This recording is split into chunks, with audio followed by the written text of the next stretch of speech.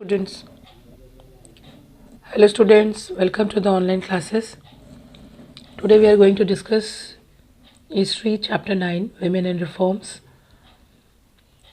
In this we will discuss what was the place of women in the society during the 19th century.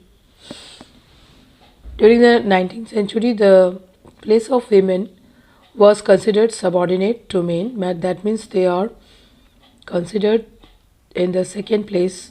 First place was of men. There were many social evils in the society: child marriage, polygamy, Parda system, and Sati Pratha. The life of widows was very miserable and pathetic.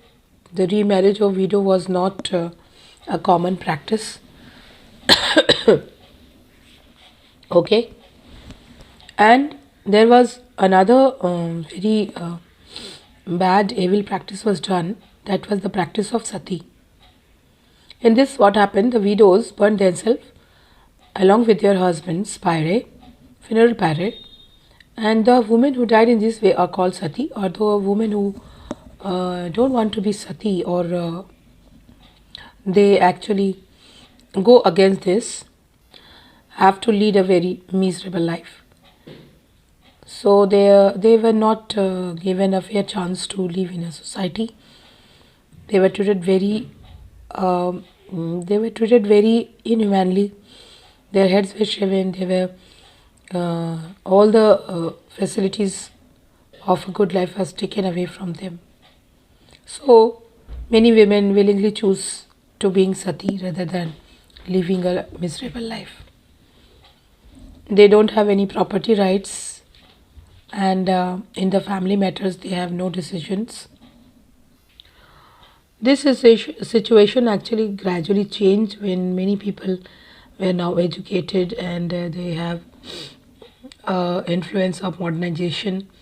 So they wanted to have a change in the women's life also. And the reformers, there were many social reformers at that time who did many things for the better life of the women. Among this, we will know about, first we will discuss about Raja Ram Mohan Roy. He was the founder of Brahmo Samaj, and this Samaj actually worked for the emancipation of women. He condemned the Sati Pratha, and he was against Parda system. He opposed child marriage, and he was continuously protesting against it. And he also gave examples of the Hindu scriptures that there is nothing like that sati should be followed. So his efforts were finally taken, very successful, and in 1829 sati system was abolished from India. Okay, now we will discuss about Ishwar Chandra Vidyasagar. He was basically in favor of girls' education and widow remarriage. He continuously tried for this, and he has submitted petition in regards with the demands in the Indian Legal Council and British government, and he was also successful in having an act passed, Widow Remarriage Act of 1856. Swami Dayanand Saraswati,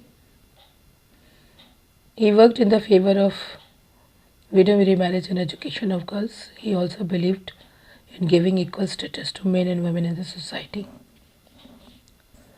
Then we will discuss, there are many people in the other part of India: Mahadev Govind Ranade, Pandita Ramabai,